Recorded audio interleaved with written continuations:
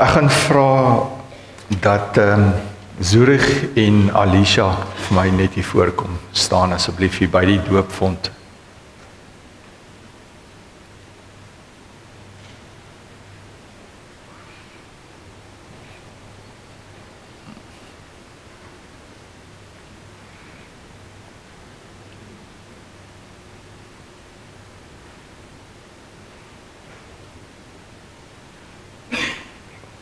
Sy môre julle.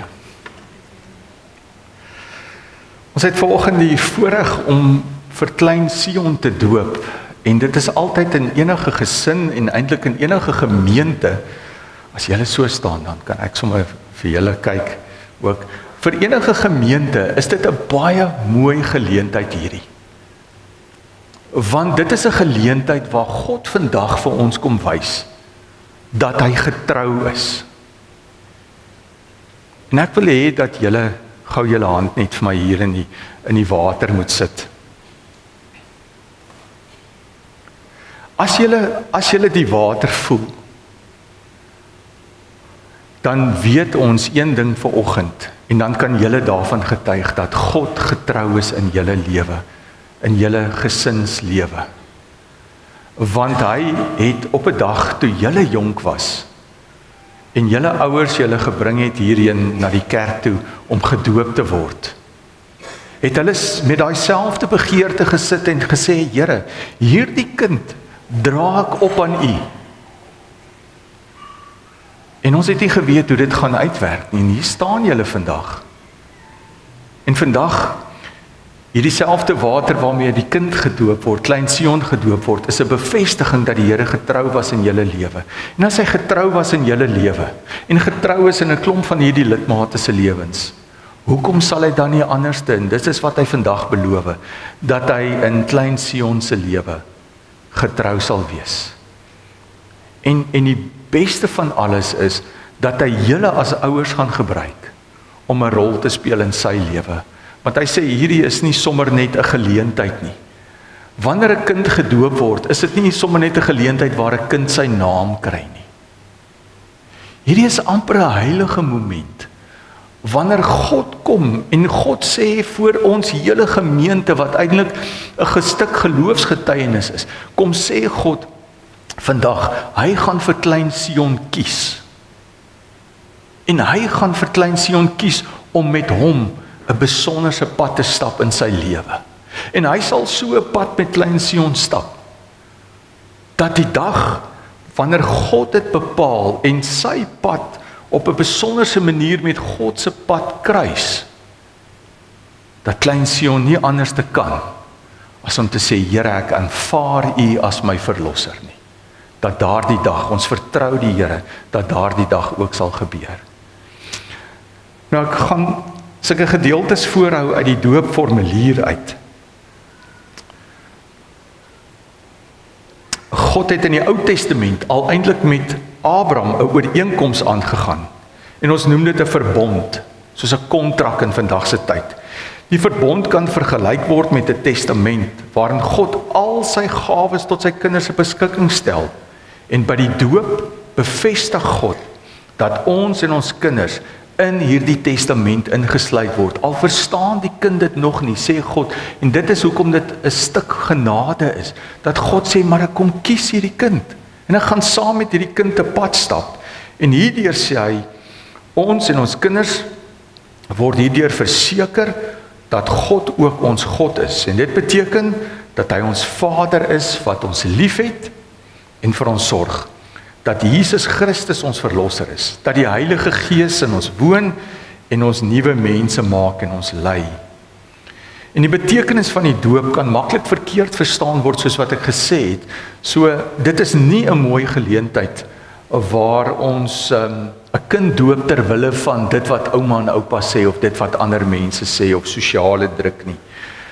Dis nie 'n bygelowige handeling waar ons ewe skielik teen gevaar beskerm word nie. Dis ook nie 'n geleentheid waar kinders hulle name kry nie. By die doop gaan dit oor God, en God wat in genade kom, en God wat voor 'n hele gemeente, 'n geloofsgemeenskap, 'n kind kom kies. En julle wat 'n belofte aflê en sê, Here, hierdie geskenk wat ek ontvang het, ons sal hom in U weer groot maak. En gemeente, ek wil hê dat ons net so bly sit en dat ons 'n lied saam sing terwyl klein Sion ingebring word en Jesus neem ons kleine kinders. Lied 293, die eerste vers.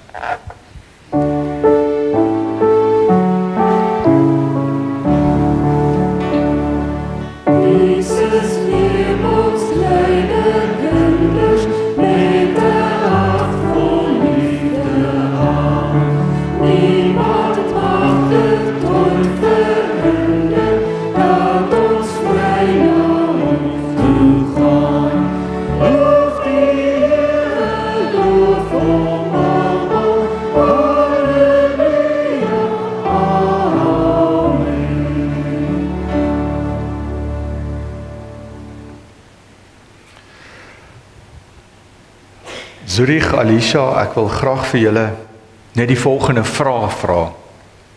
Bly julle, hoewel ons en ons kinders as sondaars in die wêreld gekom het en daarom onder die oordeel van God staan, hulle nogtans in Christus aan God behoort en as lidmate van sy gemeente gedoop moet word.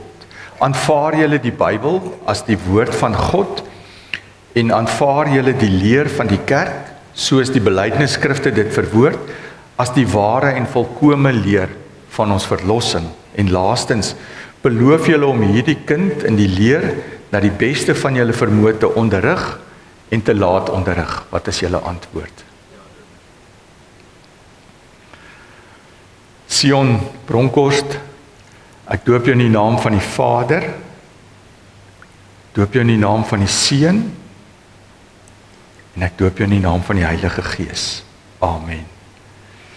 Hemelse Vader, baie dankie dat ons vandag hier die teken van die doop kan bedien en daardeur ook die bevestiging kan kry dat U 'n getroue God is. Dit wat U beloof, dit doen U. En dit wat U vanoggend ook beloof in klein Sion se lewe, dat U dit ook sal doen. Dat U 'n pad saam met hom sal stap, saam met die ouers sal stap, dat hulle hom sal groot maak in U weë en dat hy sal opgroei as 'n jong man wat lief is vir U en U werking sal sien ook. Baie dankie dat ons wat vanoggend ook self gedoop is, ook vanoggend versterk kan word in ons geloof om te weet, Here, U is getrou. In Jesus naam bid ons dit. Amen. Ek gaan vra, Dominee Louis nog met verlof. Ek gaan vra Gert, as jy ook vir my net hier na vorentoe sal kom en al die oumas en oupas, julle is welkom om ook hier voor te kom staan.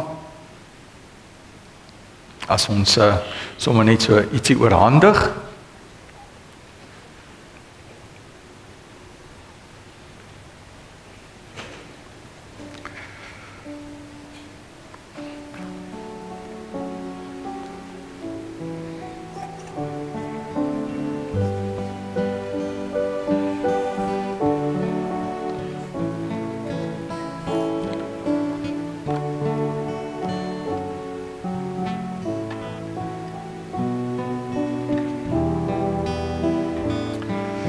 Klein Sion, jou ouers het vir jou lewensteks Titus 3 vers 5 gegee.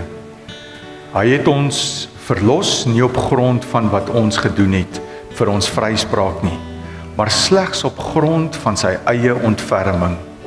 Dit het hy vermag deur die reiniging van die wedergeboorte en deur die Heilige Gees wat ons vernuwe. Mag hierdie teks jou lewenslank by jou bly.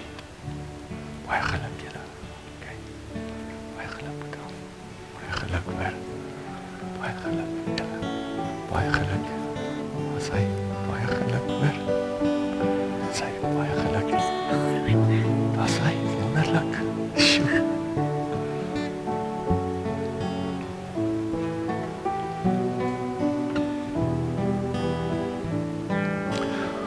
Kom ons sluit af met die laaste lied terwyl ons ons sitplek inneem. Baie dankie. As jy vanoggend jou Bybel saamgebring het, ons gaan hoofsaaklik stil staan by 3 gedeeltes. Dit is Psalm 23 en dan Esegiel 34 dan ook Johannes 10. Dis 3 gedeeltes wat baie mooi, as ons oor die herder praat, dit is die gedeeltes wat 'n mens moet hanteer, of onder andere moet hanteer, wanneer ons oor die herder gesels vanoggend.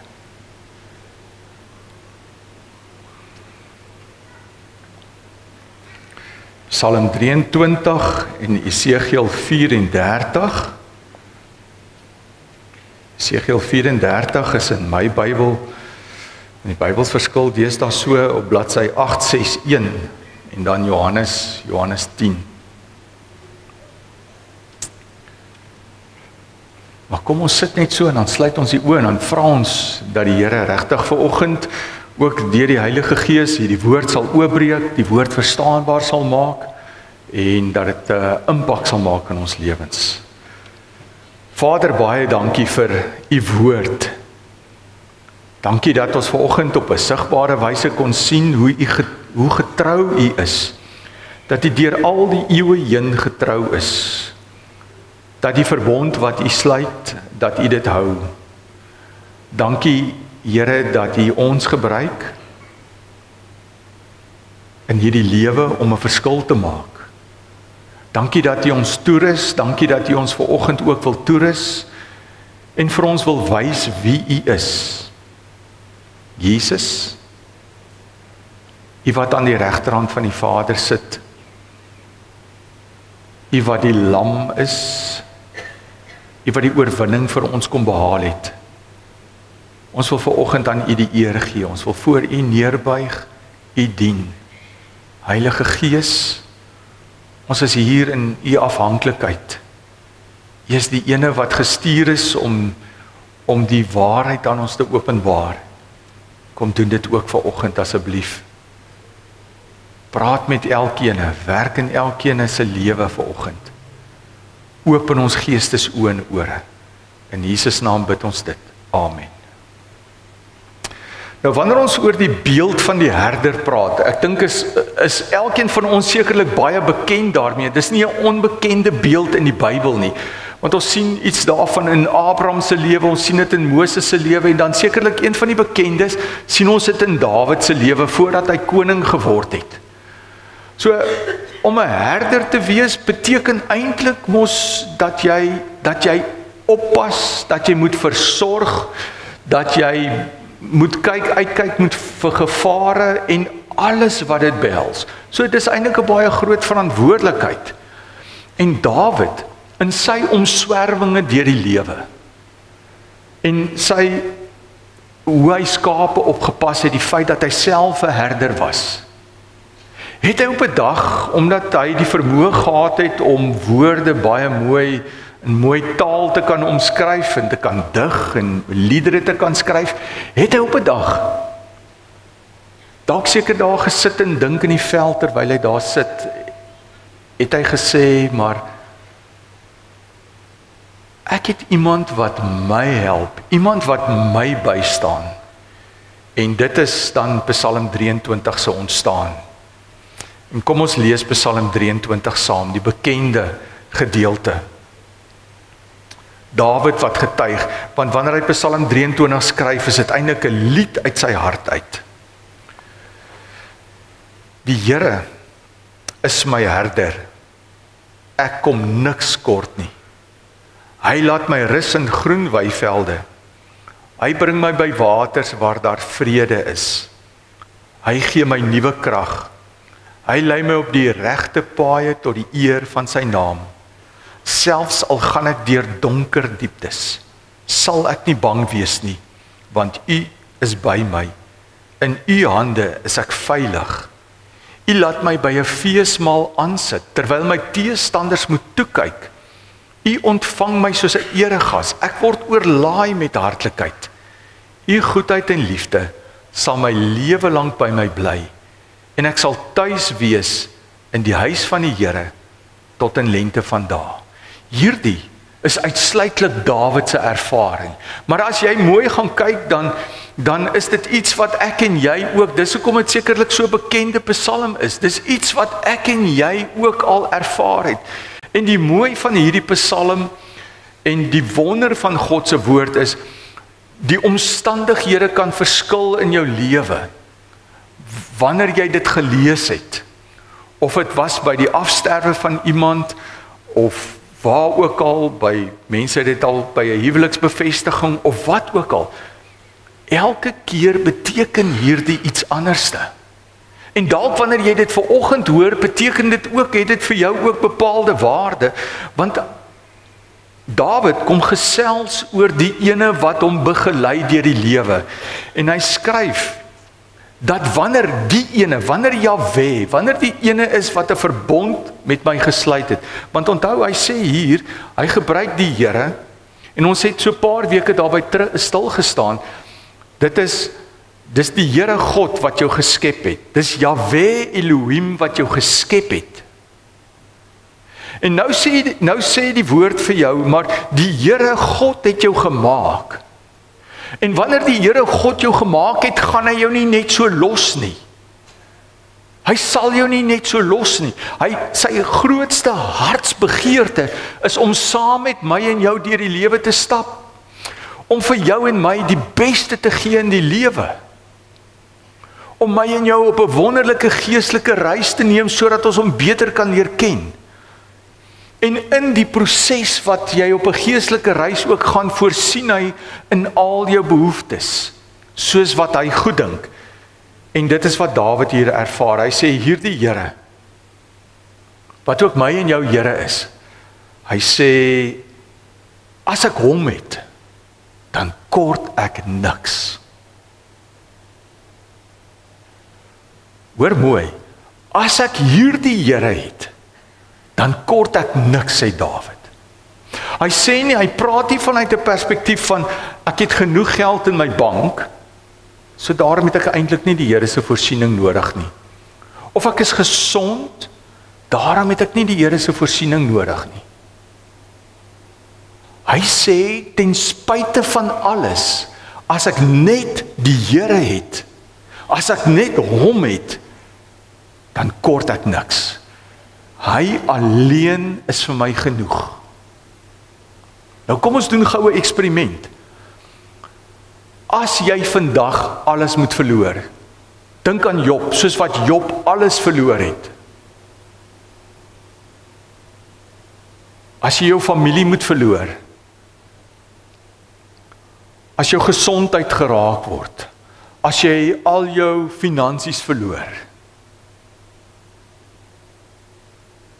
as dit net jy is dit genoeg? Is die Here dan genoeg vir jou?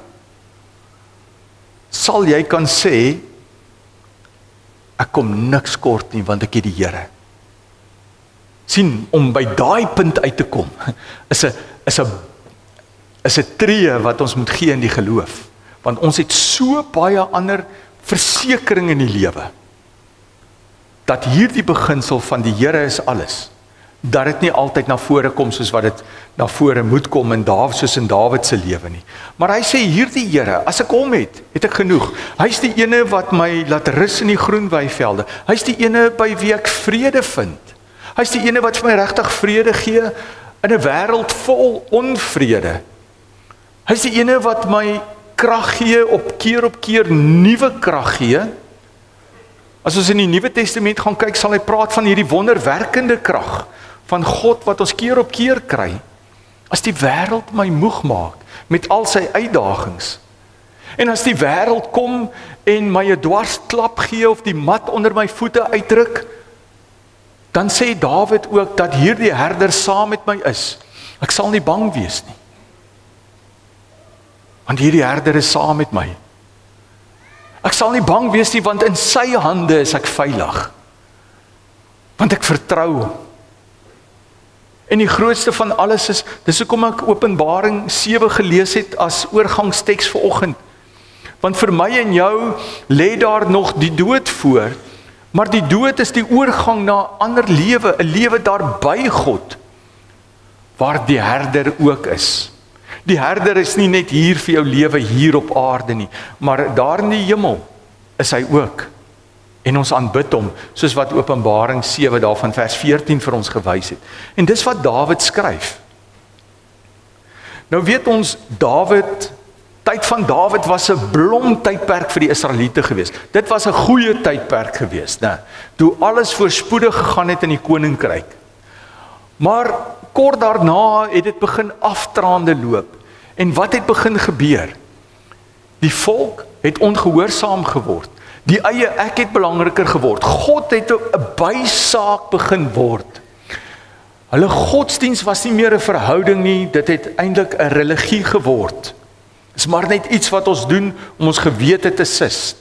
En dit kan jy gaan lees as jy al daai klein profete lees. Die konings, baie van die konings was boos geweest. Hulle was sleg geweest. Hulle het 'n slegte invloed gehad op die volk. Die priesters, baie van hulle was sleg geweest. Die baie profete was vals geweest. Die samelewing was korrup. Dis die lewe van die volk geweest. Die volk is verlei deur vals profete. Daar was 'n veel godendom was aan die orde van die dag geweest. En God waarsku die volk. Ja, dit laat jou dink aan vandag se tyd. Dat ons kan sê die wêreld en lyk vir my die ekonomie en alles is eintlik so 'n bietjie onderste bo. Die sekerhede waarin ek en jy vashou, is dalk nie meer die sekerhede nie. Want ons weet nie wat 'n land soos Amerika kan 'n geweldige invloed hê op ons eie ekonomiese bestel. En dit het weer 'n invloed op dit wat jou neseiertjie is, jou pensioen. Ja? So niks is vas en seker nie. Maar vanoggend kan ek vir jou een ding sê, is dat die Here is vas en seker. En dat die Here jou kies. En dat die Here sê, maar ek wil saam met jou 'n pad stap. Ten spyte van al die onsekerhede in die wêreld. So ons leef maar eintlik in dieselfde tyd as wat die volk geleef het, met veel godendom, met korrupsie, met God wat eintlik net maar in baie gevalle 'n bysaak word. En God het op 'n dag gesê, dis genoeg. Tot hiertoe en nie verder nie. En ons ken die geskiedenis van die volk wat mos éventueel verdeel het in 'n noordelike deel, 'n noordryk en 'n suidryk. Maar albei hierdie ryke is in ballingskap. God stuur hulle weg en sê, goed, maar nou gee ek jou aan jou vyand oor. Jy wil nie vir my luister nie. Jy wil nie toelaat dat ek jou begelei deur die lewe nie. Nou gee ek jou oor aan jou vyand. Nou sal jy sien wat word van jou. En so het dit gebeur met die noordryk. Daar vele waarskuwings gebeur het met die suidryk. En wanneer ons kom by 'n boek soos Esegiel, dan bevind die konteks van die boek is waar die Here deur 'n profeet Esegiel praat en hy probeer met die volk praat en hy probeer nog met hulle praat en sê kom tot bekering. Sien my raak vir wie ek is, die Here, en die volk sien dit nie raak nie. En dan stuur hy hulle in ballingskap uit. En dan het ons hier by Esegiel hoofstuk 33, nadat die Here baie gepraat het en gestraf het, en die volk reeds in ballingskap sit, en is vir hulle moeilik in ballingskap, want hulle werk soos 'n klomp slawe, en terwyl hulle daar in ballingskap sit, dan kom daar van vers hoofstuk 33 af, kom daar 'n verandering in die boek Esegiel, en is dit asof God sê, en dis maar wie God is, is maar 'n ouer hart, soos 'n ouer hart, kan mos nie vir altyd kwaad bly nie. En God kom met sy hart, en hy kom sê vir sy volk, ek gaan die goed so 'n bietjie anders te doen. Kom ons kyk weer na die situasie. Ek sien julle sukkel. Kom ons doen dit anderste. En die Here sê dan vir hulle, en dan kom ons by hoofstuk 34, wanneer hy vir hulle sê, weet jy wat het ek raak gesien as die Here, as ek gekyk het na julle lewens, dan het ek gesien, hy praat hier, hy sê, ek gaan optree teen die herders. En as hy praat van die herders, dan praat hy eintlik van die leiers, die konings, van die profete, die priesters. Hy sê hier, al die leiers het julle eintlik in die afgrond ingelei. En nou sit julle waar julle sit ook, as deel daarvan. En nou sê hy, ek gaan teen hierdie leiers optree. Ek gaan nie meer toelaat dat hulle in beheer van julle sal wees nie. Ek vat hulle magsposisie weg. En die Here kom sê 'n wonderlike ding. Hy sê, van nou af gaan ek weer julle herder wees. Nie ander mense nie, ek sal jou herder wees. Ek gaan saam met jou 'n pad deur die lewe stap. En dit is interessant as jy gaan kyk na die boek Jesegiel, waar God eintlik kollektief gewerk het, menende hy het met die hele volk gewerk. Kom hy daar van hoofstuk 33 af, verander hy eintlik so 'n bietjie van rigting, en sê hy, goed, gaan nie nou meer so ver oor die hele volk as sulks nie, maar nou kom ek en ek kom begin praat met die individu. Van kollektief af begin hy werk met die individu. En hy sê nou vir die individu, vir die Jood sê hy, ek gaan nou jou herder wees. Nou kom ons lees saam daarvan Esegiel 34 van vers 10 af. So sê die Here my God, ek gaan optree teen die herders. Ek eis my kleinvee van hulle terug. So ek gaan nie meer toelaat dat die mense onder julle bestuur of heerskappy wees nie. Ek maak 'n eind daaraan dat hulle die kleinvee se herders is. Hulle sal nie herders bly net om vir hulle self te sorg nie, want dis wat die herders gedoen het. Hulle het net na hulle self gekyk, na hulle eie belange omgesien en nie meer geplaag gewees. Hulle het nie ge-worry oor die volke nie. Ek sal my kleinvee, kyk wat sê die Here? Ek sal my kleinvee red. Ek sal hulle bevry en hulle nie deur die herders laat opeet nie, laat vernietig nie. So die Here kom sê hier baie duidelik in hierdie vers, ek sal my kleinvee kom red. Ek gaan intree. Daardie dag, vers 11. So sê die Here my God, ek sal self my kleinvee soek en na hulle omsien. Want onthou, hulle was verstrooi oor die hele provinsie. Nou sê hy, vers 13. Hoor nou as ek van vers 13 af lees, en jy sou Psalm 23 daar sit, langs aan sit. Hoor hoe stem dit eintlik ooreen, hoor God se hartklop. Hy sê, ek sal hulle tussen die ander volkere uitbring, hulle bymekaar maak, uit die ander lande, en hulle bring na hulle land toe. Ek sal hulle versorg. Hoor God se hart, selfs as Psalm 23. Ek sal hulle versorg op die berge van Israel, in die klowe en al die woonplekke in die land. Ek sal vir hulle sorg vir goeie weiding. Vers 15. Ek sal self my kleinvee se herder wees en hulle rustig laat wei en herkou, sê die Here my God. Ek sal die soek wat weggeraak het en die terugbring wat weggedwaal het, die wonde versorg van die wat seer gekry het, die swakkes help, maar ek sal die wat vet en sterk geword het uitroei. Dis van hierdie herders nou, né? Uitroei. Ek sal 'n herder wees wat reg laat geskied, sê die Here. So hy sê, ek gaan kom soek, ek gaan kom red, en ek gaan kom versorg, ek sal daar wees vir jou. En dan wil ek jou nou 'n klompie jare aanvat, wanneer ons kom in die tyd van Jesus. Wanneer Jesus eintlik daar rondloop, en Jesus loop daar in die stofpaaie, Jesus het gekom na hierdie wêreld toe, as verlosser, om mense te kom bevry uit die mag en uit die greep van die godsdiens van die dag. Hy het hulle kom bevry uit die mag wat Satan oor hulle gehad het. En dan sien ons in 'n gedeelte soos Matteus 9, wanneer Jesus loop, en hy sien die mense so, en dan sien hy hoe verdwaal hulle is, dan is hulle so skape wat ronddwaal, sê hy. En hulle kort eintlik 'n herder. En dan vat ek jou na Johannes 10 toe. Johannes 10. Dan praat Jesus. En Jesus sê vir hulle,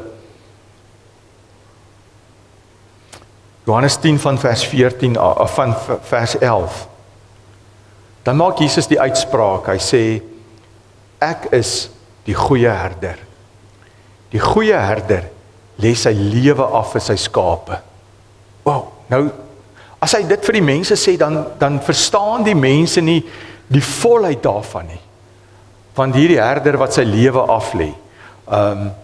En wanneer hy dit hier sê ook, wanneer ons in die oorspronklike teks gaan kyk, Daai julle met ons reeks het ons heel begin en ook gesê, wie sê Jesus, wie is hy? Ek is ego eimi. Ek is God. En dis hoekom hom wil stenig en wil doodmaak, omdat hy sê hy is God. Dawid skryf Psalm 23 en hy sê, Jahwe, die naam wat die Here bekend wil staan, hy is my herder. Nou kom sê Jesus ook dis eintlik hier, ek is ook God, ek is ook Jahwe, ek is julle herder, sê hy vir hierdie mense. En hy sê hier, ek gaan julle kom red, soos wat staan in Esegiel, wanneer God gesê het, nou stel ek 'n ander herder aan. Dan sê hy, ek gaan julle kom red. Nou Jesus sê hier, ek is die goeie herder. Ek lê my lewe af vir die skape. Nou kom ek lees net gou vir jou weer terug by Esegiel 23. Esegiel 34 van vers 23 af. Hoor gou God se belofte. Ek gaan vir hulle net een herder aanstel en hy sal vir hulle sorg, my dienaar Dawid. Nou sal 'n mens sê, maar Dawid is dan lankal al dood. Dit verwys na Jesus toe. Wanneer God sê, ek gaan een herder aanstel, Jesus Christus.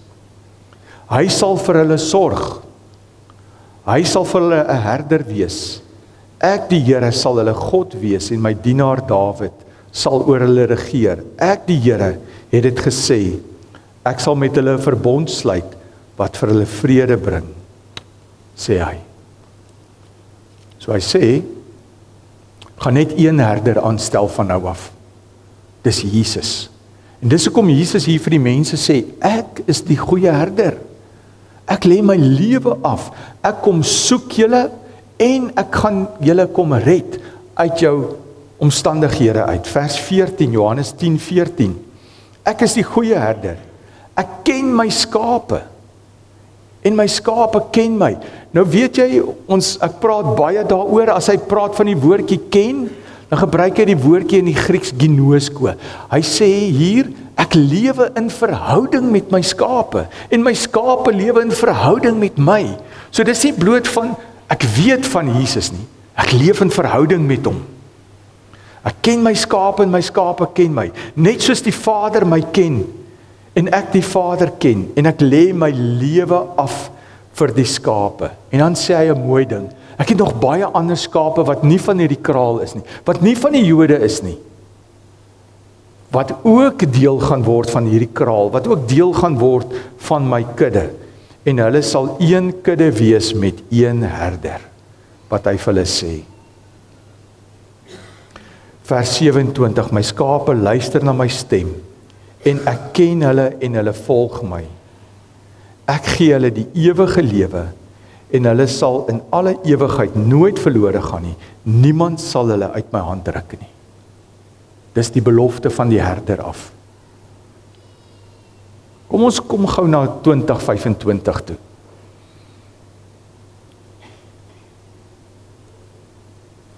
Maar ek vra gou vir jou vanoggend, wat is jou omstandighede? Hoe gaan dit met jou?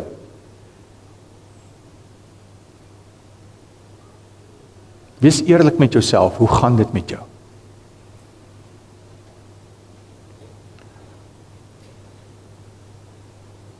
Vanoggend het ons gesien hoe klein Sion ten doop gebring is. Maar die Here reeds daar al 'n belofte kom maak het. Die Here het al reeds in jou lewe 'n belofte kom maak toe jy gedoop is. Toe jy as kind gedoop is en jy niks daarvan verstaan het nie. Dit nie eens kan onthou nie. In ons tyd was daar nou nie videokameras en sulke goed nie. Vandag sal mense vir die kinders kan wys. Maar niks daarvan kan onthou nie. Maar die ouers wat die vertroue in God gehad het om jou te bring na God toe en gesê het, Here, hierdie kind dra ek op aan U. Kom lei hierdie kind. Dan wil ek vandag vir jou sê dat die Here getrou was in jou lewe. Die feit dat jy hier in die kerk sit beteken dat die Here getrou was en is in jou lewe. Dat hy jou herder is, dat hy saam met jou deur hierdie lewe gestap het. Dit was dalk nie altyd 'n maklike pad wat jy gestap het nie, né? Maar dat jy miskien op 'n dag gekom het wat jy gesê het, Here, soos wat Dawid sê in Psalm 23, Here, ek kom niks kort nie, want ek het vir U in my lewe. Here, alles is duisternis rondom my. Ek weet nie hoe gaan ek deur hierdie omstandighede kom nie. Dalk is dit tans jou omstandighede. Here, ek het nie 'n oplossing vir my omstandighede nie. Maar dan kom sê die Here vir jou, onthou net ek is jou herder. As jy deur die donker dieptes moet gaan, moenie bang wees nie. Want ek is saam met jou. Ek vat jou hand. Ek het die belofte gemaak alreeds daar in Esegiel. Het ek daardie belofte gemaak, en daardie belofte is gestand tot en met vandag, soos wat ek en jy hier in hierdie kerkgebou is, wat hy sê ek stel een herder aan, een herder wat vir jou gaan sorg, een herder wat vir jou gaan red. Dis sy taak en sy plig, en die Here is getrou in my en in jou lewe. Al het ons niks, al het ek nie wat ander het nie, maar ek het die Here, dan het ek alles. As die wêreld nie vir jou vrede gee nie, hy is die enigste een wat vir jou kan vrede gee. Toe Paulus op 'n punt gekom het wat hy nie krag gehad het nie, wat hy nie kon aangaan nie, het die Here ook vir hom gesê, my krag kom tot volle werking wanneer jy swak is. Ons ontvang daardie krag, die opstandingskrag van Christus leef in ons. En die beste van alles is, wanneer my en jou lewe tot 'n einde kom, wag die beste, soos wat Paulus gesê, die beste wag vir ons. En weet jy, die herder wat jou begelei het deur hierdie lewe, dan gaan jy hom sien van aangesig tot aangesig. En jy gaan wees, dit gaan wees soos wat Psalm 23 dit beskryf, 'n feesmaal, 'n eregas, hartlikheid, goedheid en liefde, gaan tuis wees tot in lente van dae. Gaan saam met al die gelowiges, saam met almal wat voor jou daar was, al jou voorgeslagte, gaan ons God loof en prys voor sy troon. En die lam gaan daar wees, die herder gaan ook daar wees. Ek wil vandag vir jou sê, of jou net herinner, wanneer die Here kom sê, hy is ons goeie herder, wanneer Jesus sê, ek is die goeie herder, dan is hy die ene wat van dag 1 af getrou was in jou lewe. Sien dit raak vandag. Gee aan hom die erkenning daarvoor. En leef vanuit dit verder vorentoe, dat hy jou herder is. Want omstandighede kan baie vinnig verander. Maar as ons die herder saam met ons is, maak nie saak wat gebeur nie. Ek het hom, en dis meer as genoeg. En dis my gebed dat jy dit sal ervaar. Maak nie saak wat jou omstandighede is nie. Dat hy jou herder sal wees, dat hy jou gaan begelei deur jou lewe.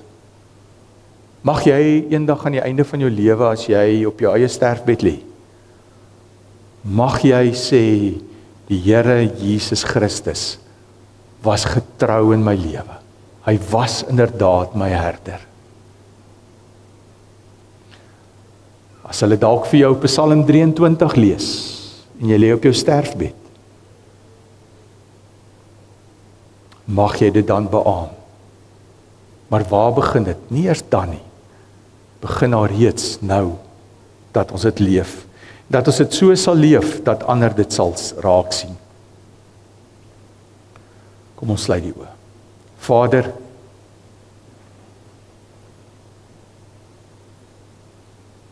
dankie dat U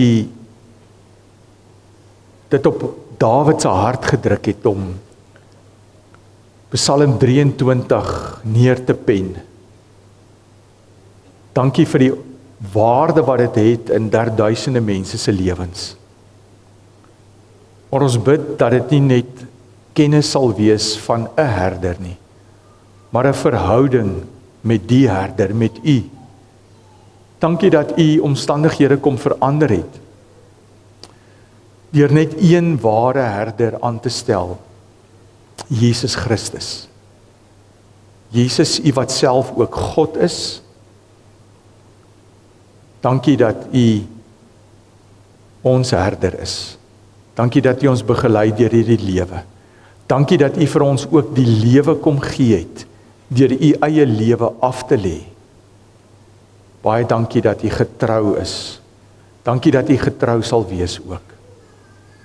Dankie dat U alleen genoeg is vir ons.